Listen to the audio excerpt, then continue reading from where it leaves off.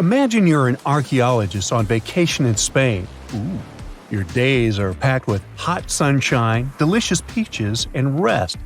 That is until your next-door neighbors decide they want to build a swimming pool in their backyard. One morning you wake up with people chatting too loudly. They sound excited about something, so you go to check what it's all about. It turns out your vacation neighbors dug a hole deep enough to find a Roman ruin that looked like the final resting place of ancient Romans. Your inner archaeologists forget you're on vacation and head straight to work. And believe me, you found gold. Well, not literally, but something like that. Inside the Roman ruin, there was a beautiful quartz vessel. Archaeologists before you have found similar artifacts. What nobody has ever found before was a vessel with perfume inside of it. So far, scientists never had clear proof of what the ancient past smelled like. We know that lemon and rose are perfume notes that are really popular today. But what did our ancestors like to use to make themselves smell better? This shocking discovery you happened upon showed that ancient Romans used patchouli as perfume. You know, that musky plant that people either love or extremely dislike? Yeah, that's the one. These Romans were probably very wealthy people, since patchouli was only found in India around that time. And quartz vessels were considered a luxurious piece of decor. We're talking about the 1st century CE. Yep, a long, long time ago. The period of history when the Roman Empire expanded a lot, and that Pompeii was destroyed by the eruption of Mount Vesuvius. This might not have happened to you in real life, but a similar story happened to archaeologist Juan Manuel Roman. Residents from a little town called Carmona called him to investigate once they hit a Roman antiquity while digging to build a pool. Researchers already knew that Romans were big perfume enthusiasts. They were the first civilization to bring perfume to the liquid form we see today. Before them, records show that the Egyptian civilization also used scent quite a bit, but they used it differently. For ancient Egyptians, the scent came in incense form. They would burn myrrh, frankincense, and other herbs during religious ceremonies. Then, after the ruling class started to democratize this practice to the population, things started to change. Commoners would use essential oils to perfume their baths, doing this out of sheer pleasure. You remember Cleopatra, right? The beautiful and powerful queen of Egypt? There's a Shakespearean passage that says she arrived to greet Mark Antony, her future husband, in a boat with perfumed sails. As you can imagine, essential oils were really expensive back then. Well, they are still pretty expensive nowadays, but in 50 BCE, they were a rare commodity. So, for someone to soak their sails in them, that someone might as well be Cleopatra. Fun fact here, essential oils are, quite literally, the essence of plants, herbs, and flowers. They are highly concentrated, and they are obtained through a thorough distillation process. They are expensive because to make a few ounces of oil, you need pounds of the plants, herbs, or flowers you're distilling. Now, many of us can count and rely on the 5 senses throughout our lives. And even if we tend to think that sight is one of the most important senses, the sense of smell holds quite a bit of surprise. Have you ever walked by someone, smelled their perfume, and was completely transported in time? Maybe to your grandma's house or to the memory of an ex. Smell has the power to make us time travel emotionally. This is called olfactory bonding.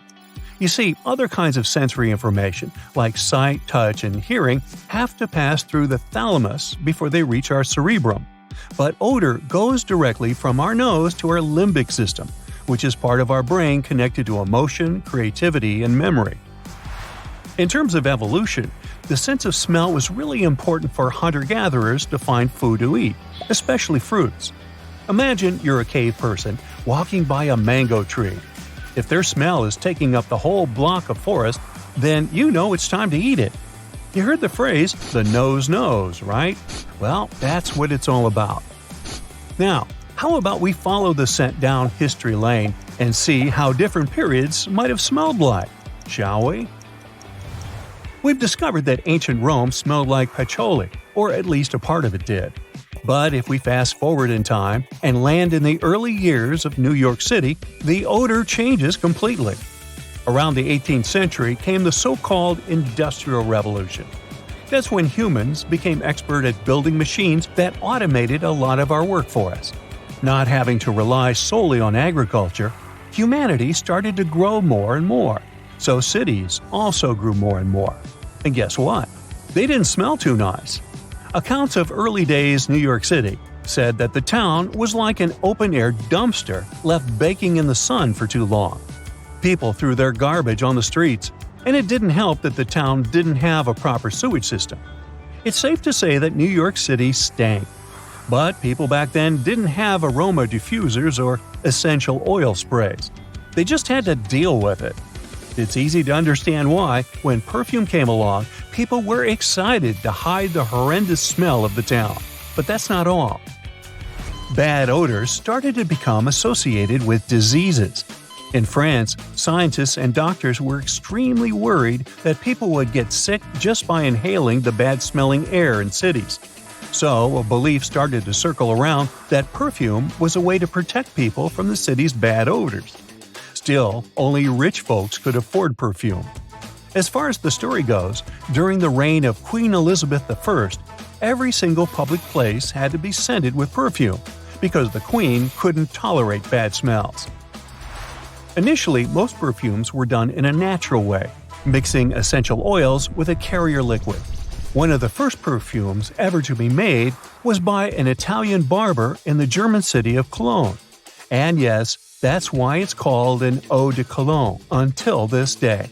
By the way, this guy's fragrance, which translates to admirable water, was used by the great Napoleon and is the world's continuously produced fragrance. As time passed and processes evolved, the brand Chanel came up with a new mode. They were the first brand ever to use synthetic material to make their world-famous fragrance, Chanel No. 5. Today, fragrance companies are responsible for a multi-million-dollar industry.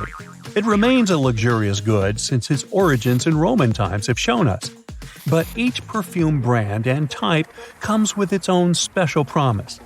You see, certain perfumes can make you feel more empowered, while others can prep you for a night of romance with your beloved. Sure, there is some marketing involved in this, but the basis for these assumptions is scientific, and it's called aromatherapy. The emotional effects of aromas in our bodies have to do with that science we explained earlier, remember? The smell goes directly into our limbic system, which is part of our brain that dictates our emotions. And we can trace aromatherapy practices all the way back to ancient times. Perhaps even more than today, the scent was used for medicinal use. Perfumes and essential oils were kept in jeweled rings and necklaces that the bearer could easily bring to the nose whenever they felt like it. Today, some branded perfumes have dived into the aromatherapy side of fragrance making and have created scents they say help to make you happier and more energized. If you've ever noticed a difference in your mood by smelling roses or even using perfume, do tell us all about it. We're all about that olfactory bonding after all. That's it for today. So hey, if you pacified your curiosity, then give the video a like and share it with your friends. Or if you want more, just click on these videos and stay on the bright side.